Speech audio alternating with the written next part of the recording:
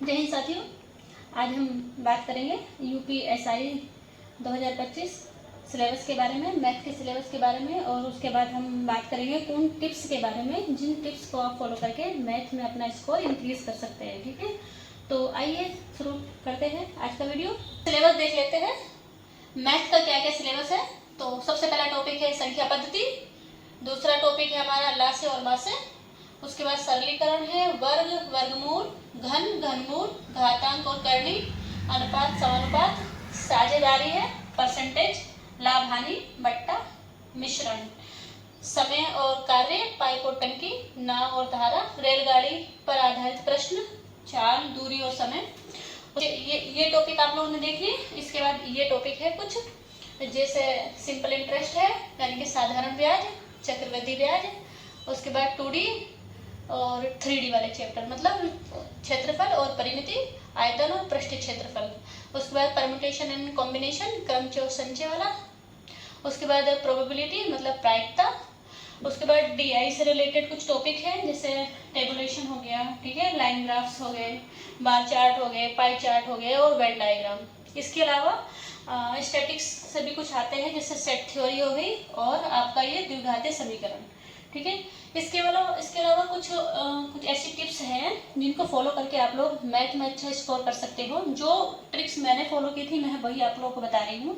अगर आपको मैथ में नंबर इंक्रीज करने हैं, मैथ को अच्छे से सॉल्व करना है, तो आपको कुछ चीज़ें आपके पास होनी ही चाहिए। जैसे 20 तक टेबल आपको अच्छे से याद होने चाहिए, 50 तक आपके स्क्वायर जो वर्ग होते हैं वो आपको याद होने चाहिए, 30 तक घन, ठीक है, जो क्यूब होते हैं वो आपको याद होने चाहिए।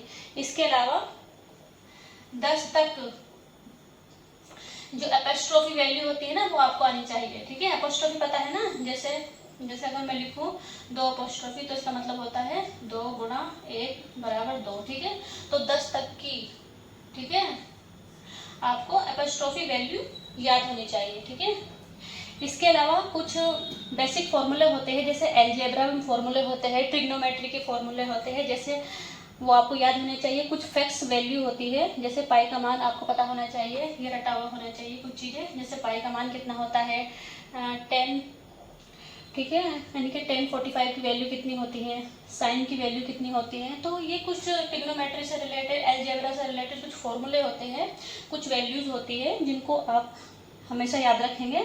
अगर आप इन ट्रिक्स को फॉलो करते हो तो आपके नंबर निश्चित रूप से बढ़ेंगे। इसके अलावा आप नोट्स बनाइए। ठीक है, आप इन टॉपिक्स के नोट्स बनाएंगे ना, जब अपने नोट्स बनाएंगे ये टॉपिक, तो आपने जैसे लिख दिया नंबर सिस्टम में भी टाइप होते हैं, ठीक है, जैसे टाइप 1, ठीक है, तो टाइप 2, तो इनसे रिलेटेड आप अपने अलग अलग नोट्स बनाइए। ठीक है, सबसे रिलेटेड, ठीक है, नोट्स आपको बनाने हैं टॉपिक से, टॉपिक में भी टाइप वाइज नोट्स बनाने हैं आप लोगों को। ठीक है, जब आप टाइप वाइज नोट्स बनाते हैं तो आपके हर टॉपिक की, हर टाइप के अगर आपके पास नोट्स रहते हैं ना, तो आपके क्वेश्चन फिर गलत होने की संभावनाएं जो होती है वो कम हो जाती है। इसके अलावा आप लोगों को क्या करना है, जैसे आपने नंबर सिस्टम वाला टॉपिक कंप्लीट कर लिया, ठीक है, तो आपको नंबर सिस्टम से रिलेटेड, ठीक है, MCQ क्वेश्चन सॉल्व करने हैं सारे। ठीक है, और जिन क्वेश्चन पे आप लोग इजीली कर रहे हैं तो उनको छोड़ देना है, उनको अब आगे नहीं देखना, लेकिन जिन क्वेश्चंस पे आप अटक रहे हैं ना उन क्वेश्चन को आप मार्क करना है। ठीक है, तो समझ में आ गया ना। जैसे आप एक टॉपिक क्लियर करेंगे, उस टॉपिक से रिलेटेड आप MCQ लगाएंगे। ठीक है, जो क्वेश्चन ईजी है उनको तो आप कर ले जाएंगे, लेकिन जो क्वेश्चन पे आप अटक रहे हैं ना उन क्वेश्चन पे क्या करना, मार्क करना।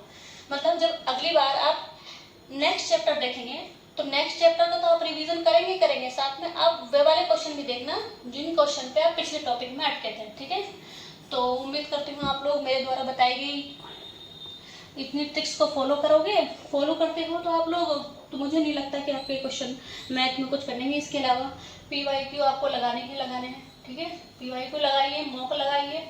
और मॉक लगाने का फायदा मैं हमेशा तब कहती हूँ, मॉक लगाने का फायदा तभी आप लोगों को मिलेगा जब आप मॉक का एनालिसिस करेंगे। ठीक है, तो अच्छे से मॉक का एनालिसिस करिए, PYQ लगाइए। अगर मॉक में भी आपको कुछ नया क्वेश्चन मिलते हैं तो आप उन क्वेश्चंस को अपने नोट्स में, ठीक है, नोट डाउन करिए। इससे फायदा ये मिलेगा, अगर अगली बार मॉक में इस टाइप के कोई क्वेश्चन रिपीट होते हैं तो आपके वो क्वेश्चन गलत नहीं होंगे। ठीक है, तो आज की वीडियो में बस इतना ही। मिलते हैं नेक्स्ट वीडियो में, तब तक के लिए बाय बाय।